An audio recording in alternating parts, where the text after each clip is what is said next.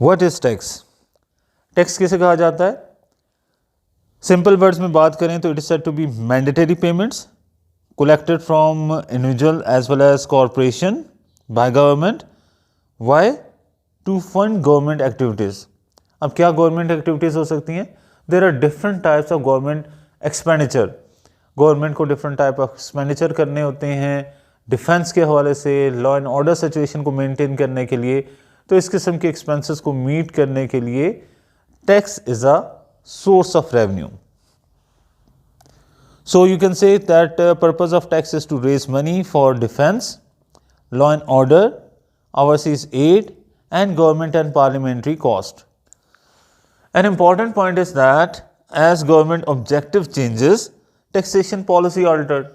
Government अगर decide करती है कि सर्टन एरिया को ज़्यादा इनकरेज करना है, सर्टन इंडस्ट्री को ज़्यादा प्रिविलेज देनी है, तो ऐसी सूरत में उस एरिया को कुछ टैक्स रिलीफ प्रोवाइड किए जाते हैं.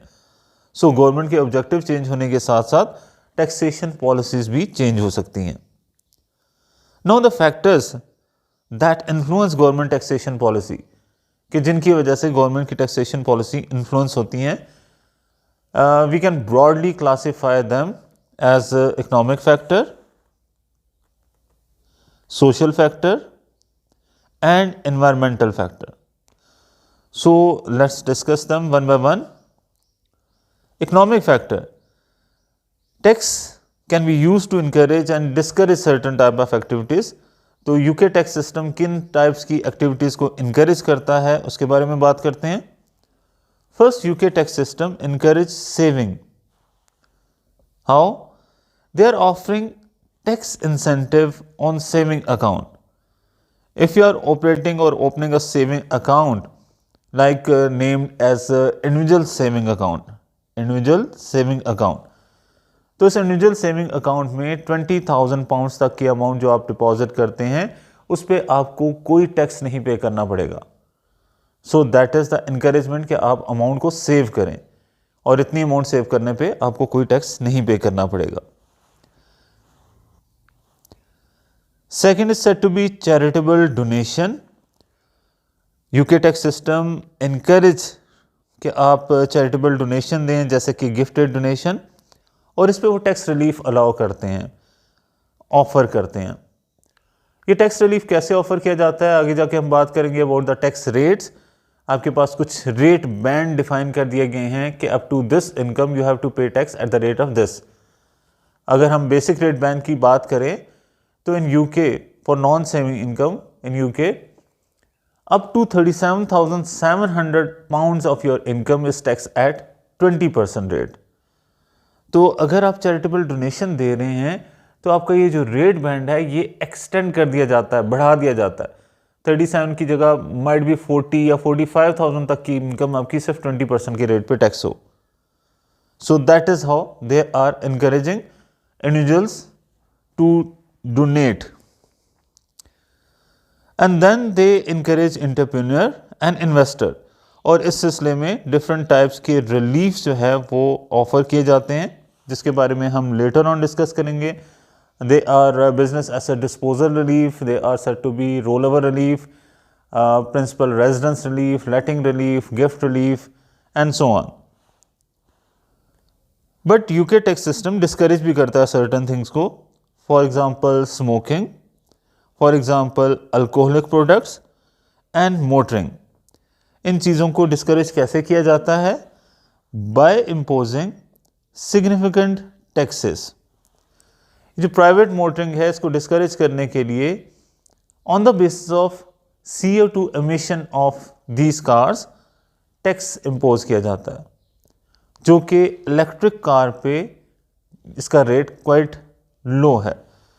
So they are discouraging private motoring. Social factor की बात करें तो tax can be used in redistribution of income and wealth, and different type of tax has different social effect. आपके पास different types के tax हैं. अगर हम इन्हें पहले define करें, direct tax is said to be a tax जो कि डायरेक्टली उसी पर्सन को पे करना है जिस पे इम्पोज किया गया. इनडायरेक्ट टैक्स के जहाँ पे burden of tax pass on कर दिया जाता है किसी नेक्स्ट इंडिविजुअल को या नेक्स्ट पार्टी को। सो फर्स्ट हम बात करें डायरेक्ट टैक्स की, तो it is based on income, gains and wealth, इन पे ये इंपोज किया जाता है। And tax only those who have resources, यानी जो अर्न कर रहा है, जिसको कुछ वेल्थ मिल रही है, सिर्फ उसी को ये टैक्स पे करना पड़ेगा। So this is the social effect of direct tax. It is impose on income, जो आप इनकम अर्न करते हैं मंथली बेसिस पे। गेन्स, यानी आपके पास आपने कोई कैपिटल एसेट सेल किए और उन पे आपको प्रॉफिट हुआ, that is said to be gain.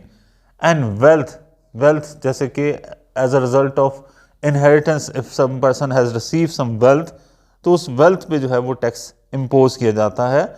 तो these are only parties that are tax कि जिनके पास रिसोर्सेज हैं। Indirect taxes, indirect taxes are imposed on consumption, like for example the most common is value added tax, which is also named as sales tax. Why it is imposed? क्या इसका social effect होगा? अगर आपके पास goods को purchase करने के हवाले से आप पे टैक्स इंपोज किया जा रहा है, तो it discourage spending and encourage saving. तो आपके पास सेविंग को इनकरेज और स्पेंडिंग को डिस्करेज किया जा रहा है कि आप जितना ज़्यादा स्पेंड करेंगे उतना आपको टैक्स पे करना पड़ेगा। तो that is the purpose of indirect tax. And progressive taxes, progressive taxes का मतलब है जैसे जैसे आपकी इनकम इंक्रीज होती है तो एक्सेस इनकम पे higher rate pay tax pay करना है। रिमेंबर, एक्सेस इनकम पे, जितनी आपकी एक्सेस इनकम है उस पे आपको higher rate pay tax pay करना पड़ेगा। Higher taxes for higher earner of income and gain, target those who can afford to pay. तो इस सिलसिले में आप सिर्फ उन्हीं को टारगेट कर रहे हैं कि जो अफोर्ड कर सकते हैं कि पे करेंगे taxes. So these are the social effects.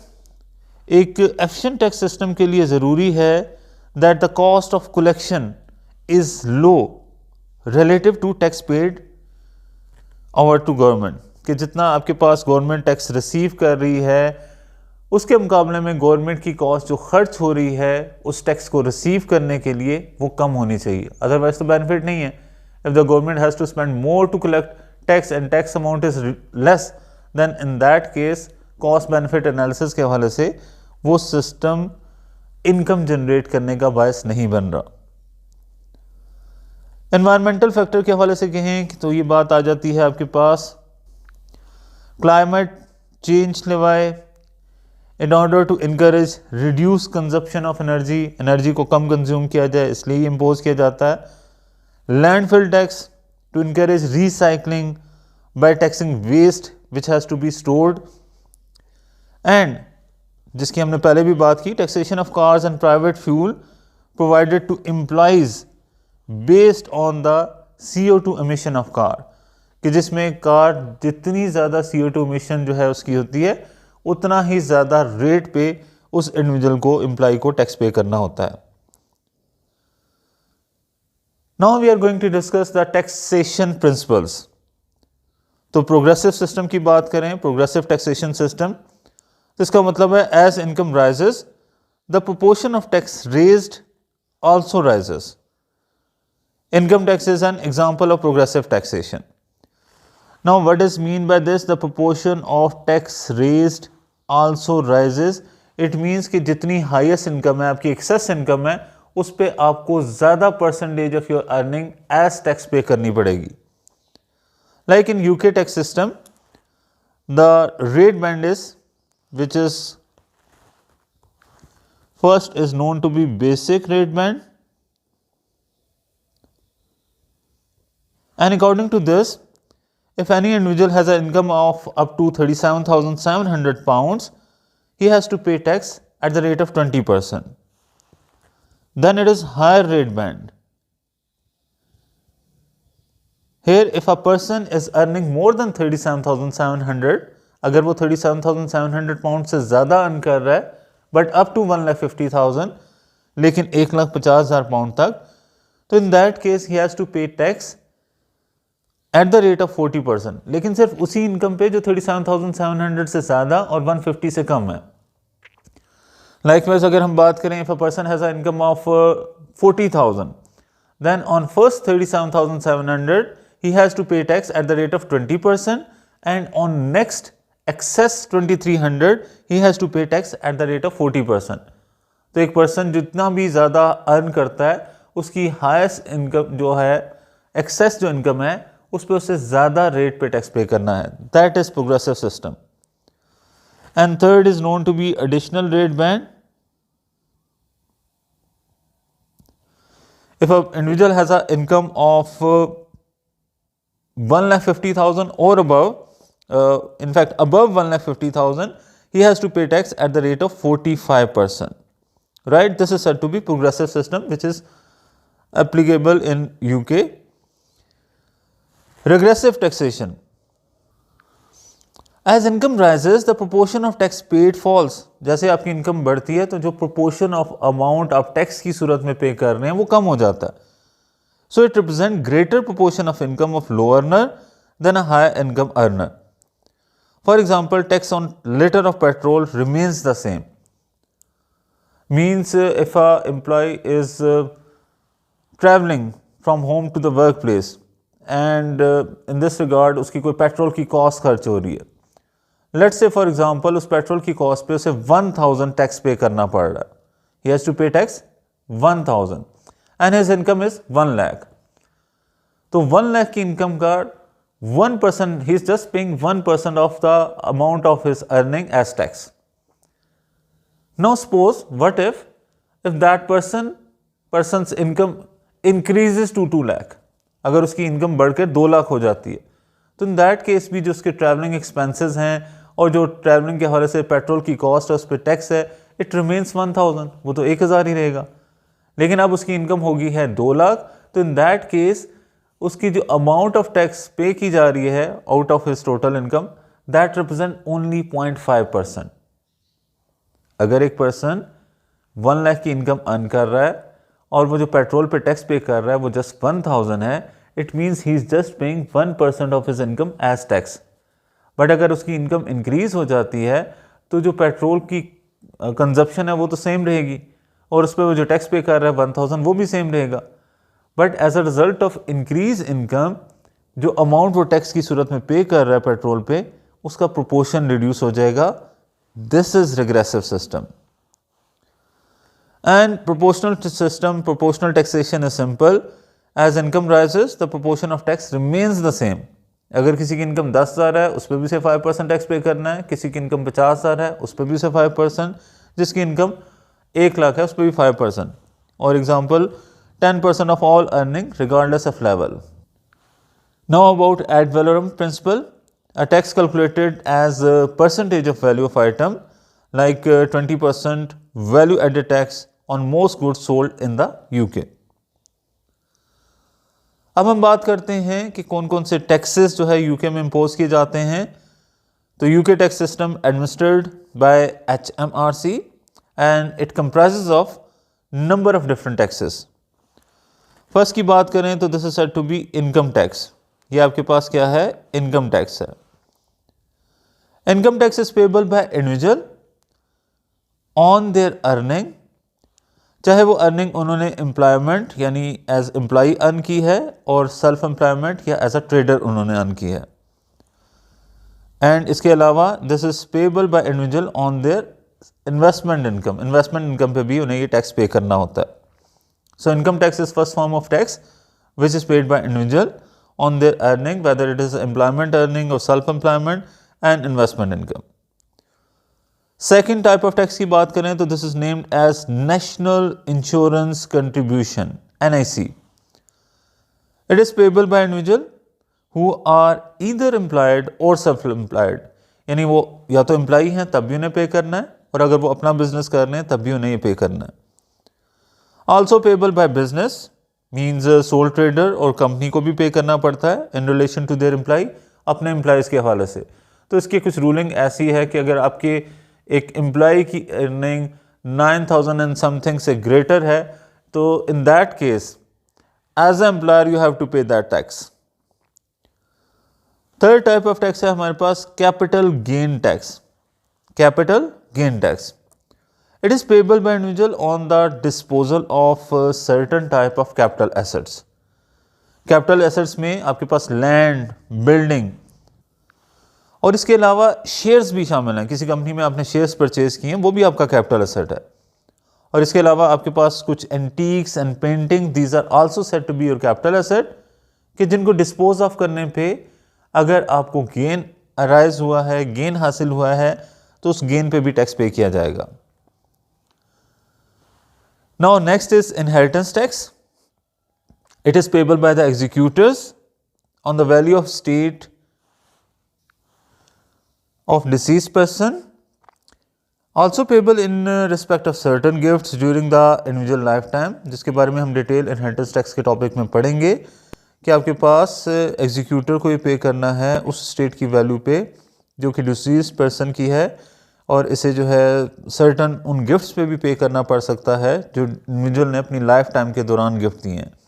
तो they are classify as potential exempt transfer and chargeable lifetime transfer.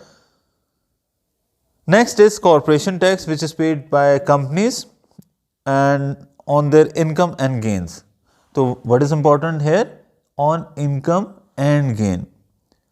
यानी अगर कंपनीज ने किसी दूसरी कंपनी के शेयर्स परचेज किए हुए हैं तो that is capital asset for that company, और उस कैपिटल एसेट को सेल करने पे जो गेन हो रहा है उस पे कंपनीज को कैपिटल गेन टैक्स नहीं पे करना, उस पे कंपनीज को कॉरपोरेशन टैक्स ही पे करना है, राइट। तो ये जो आपके पास कैपिटल गेन टैक्स है, it is only payable by individual, ये इंडिविजुअल को पे करना होता है। कंपनीज के हवाले से उनकी all source of income are tax in accordance with corporation tax rate, चाहे वो उनकी इनकम प्रॉपर्टी इनकम है, चाहे वो उनकी इनकम कैपिटल गेन से हासिल हो रही है, उस सब पे कॉरपोरेशन टैक्स ही उन्हें पे करना है। बट इंडिविजुअल की सूरत में नॉन सेविंग इनकम के हवाले से रेट डिफरेंट हैं, सेविंग इनकम के हवाले से निल रेट बैंड हैं, डिविडेंड इनकम के हवाले से रेट बैंड आपके पास डिफरेंट है। आपके पास अगर कोई प्रॉपर्टी या कैपिटल एसेट सेल किए जाते हैं तो उनके रेजिडेंशियल होने के हवाले से रेट डिफरेंट है, नॉन रेजिडेंशियल के रेट डिफरेंट हैं। तो सारी इम्प्लीकेशन इंडिविजुअल की टैक्स लायबिलिटी कैलकुलेट करने में ज़्यादा यूज़ होती है। कंपनीज के हवाले से अगर उन्होंने कैपिटल गेन भी अर्न किया है तब भी वो कैपिटल गेन पर भी कैपिटल कॉरपोरेशन टैक्स ही उन्हें पे करना है। And last is said to be value added tax. This is payable on the supply of goods and services by the final consumer. Means कि this is the tax which is indirect tax imposed by one party, but the burden of this tax is pass on to other party. Like factory owner पे tax impose किया गया, वो pass on कर देता है उसका burden wholesaler पे, wholesaler उसका बर्डन रिटेलर पे, और रिटेलर उसका बर्डन फाइनली कंज्यूमर पे पास ऑन कर देता है। अब हम बात करते हैं टैक्सेस को एक डिफरेंट वे में क्लासिफाई करने के हवाले से। Tax can be classified as direct tax and indirect tax, या फिर हम इनको ये भी कह सकते हैं कि these are said to be capital and revenue taxes. Direct taxes are tax that a person or organization pays directly to the entity imposed। तो जिस भी एंटिटी पे ये इम्पोज किया जा रहा है उसी को डायरेक्टली ये टैक्स पे करना है। अगर मैं सैलरी अर्न कर रहा हूं तो मुझे ये टैक्स पे करना है, तो that is said to be direct tax. These taxes are charge on income, तो ये इनकम पे चार्ज किए जाते हैं। गेन्स, यानी अगर मैंने कोई कैपिटल एसेट सेल किया है जिसपे मुझे गेन हुआ है तो उस पर भी मुझे ही टैक्स पे करना है। एंड वेल्थ और इनहेरिटेंस में अगर मुझे कोई वेल्थ या कोई स्टेट रिसीव हुई है तो उस स्टेट पे, उस वेल्थ पे मुझे ही टैक्स पे करना है, that is said to be direct tax. These are directly collected from the taxpayer, directly ये टैक्स पेयर से कलेक्ट किए जाते हैं। एग्जाम्पल इसकी है income tax, corporation tax, capital gain tax, inheritance tax and national insurance contribution. These are the forms of direct tax. Next is indirect tax. Taxes that can be passed on to another entity or individual. वो taxes के जिनका burden किसी दूसरी party पे आप पास on कर सकते हैं। एग्जाम्पल इसकी excise tax impose on cigarettes and alcohol, और इसके अलावा वैट इसकी एग्जाम्पल है इनडायरेक्ट टैक्सेशन सिस्टम की। नेक्स्ट आ जाता है revenue tax. Revenue taxes are those charge on income. वो टैक्सेस जो आपकी इनकम पे चार्ज किए जाएं, these are classified as revenue tax. While capital taxes are those charge on capital gains and wealth. जो कैपिटल गेन और wealth पे charge किए जाएं वो आपके कैपिटल टैक्सेस हैं। So here is some explanation in the form of table which is very helpful for you, क्योंकि इस हवाले से कुछ MCQs भी आपसे पूछे जा सकते हैं। So you clearly identify which type of tax is whether direct or indirect, or whether capital or revenue, and who is going to suffer these tax. So first we are talking about income tax. It is said to be direct tax. ये indirect tax नहीं है। आगे हम पहले example की भी बात कर चुके हैं कि जो भी पर्सन सैलरी अर्न करता है उसी को ये टैक्स पे करना है, तो that is a direct tax.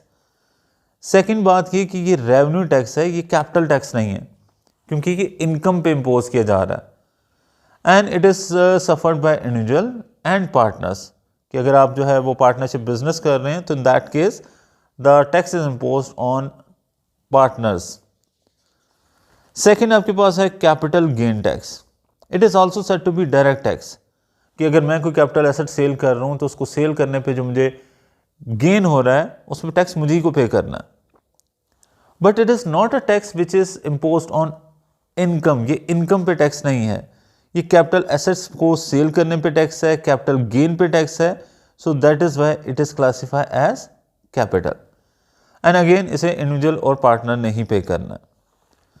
Third form of tax corporation tax, जिसे हम डायरेक्ट टैक्स कहते हैं, कि जिस ऑर्गेनाइजेशन पे, जिस कंपनी पे ये टैक्स इम्पोज किया जाता है उसी को पे करना। But it is said to be both means ये कैपिटल भी और रेवेन्यू भी है। तो कैसे, इसके बारे में अभी हमने थोड़ी देर पहले बात की थी कि अगर कोई कंपनी किसी दूसरी कंपनी के शेयर्स परचेज कर रही है तो these are said to be the capital assets of the company, और कैपिटल एसेट्स को सेल करने पे जो गेन होता है that is capital gain, capital taxation है।